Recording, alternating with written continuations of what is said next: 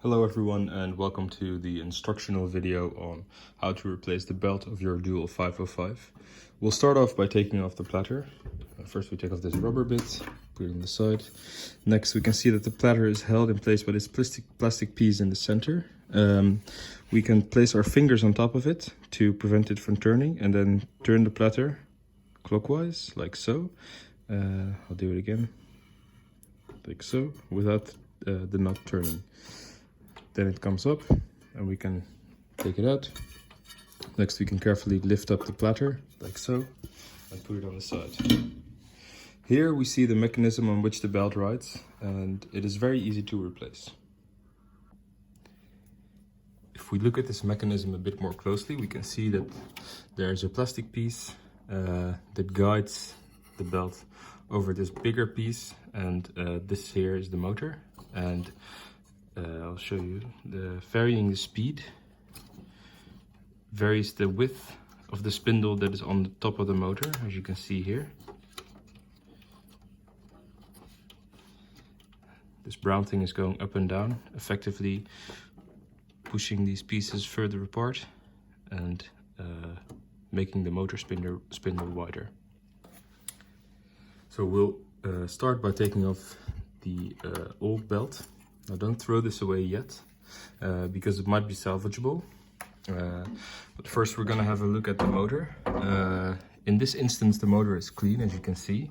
But if that is not the case, because usually the old belt leaves some hard, dusty residue on the motor spindle. And for that I would recommend you take an ordinary clean brush and just brush it off so that you get all the bits out of there. So next we're gonna look at the belt, look at the condition of the old belt. The first thing we'll do is stretch it and see if it comes back to its original position. As you can see, that is fine with this belt, but there is, however, another problem with the belt, and that is that the surface of the belt is quite smooth. As you can see here, it reflects a lot of light, and this is not a good sign because this allows the belt to slip over the bigger spindle, effectively causing trouble in your speed. And I have a small tip for this. And that is to use some abrasive cleaning liquid to roughen up the outer surface of the belt. I'll show you how that goes. So for this trick we'll be using some common household abrasive cleaner, which you usually use for your bathroom sink or stuff like that. And we'll just put the belt in our hand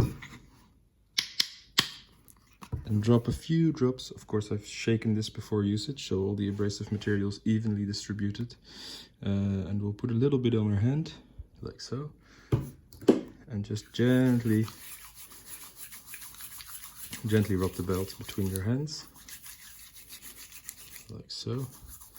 And as you progress, you will see that the residue on the belt will become a bit darker, meaning that there is a slight layer being braced off of the edge of the belt. Continue this for a bit and then we'll go over to the sink and wash everything off. So now that we have washed and dried the belt, we can instantly see that the surface is much rougher. We can feel it. There's a much more grip, and the weird scaly layer on top of it is mostly gone, as you can see. So what we'll do now is try to put it on the record player and see if it works this time. So now we will put the belt back on.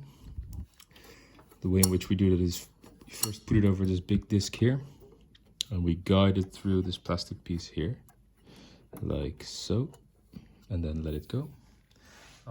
So let's look at it from another angle.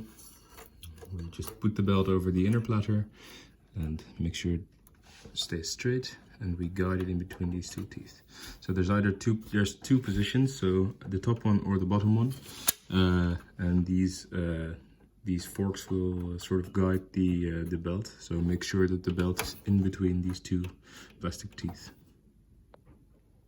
So now that we've replaced the belt, it's time to test it. So we'll take the arm and just leave it like so. Make sure that your cartridge doesn't fall on the metal here. As you can see, it's turning nicely now.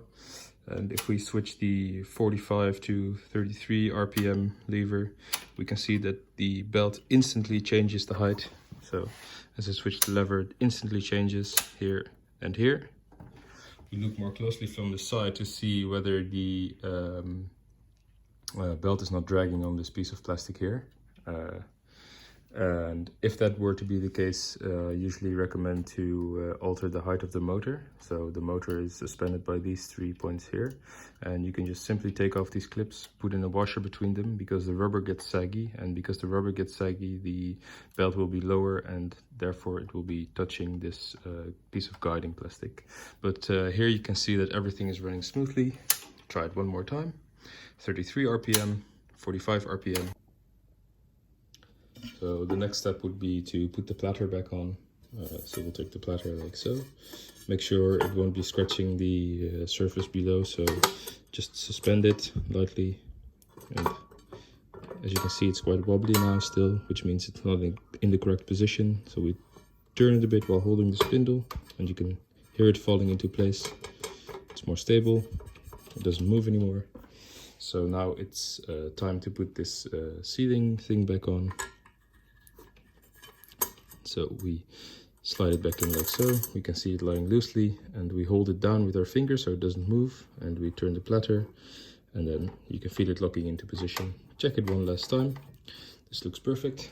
And then we put this cover back on, and that was that. Thank you very much for watching, and I wish you the best of luck on repairing your own record player.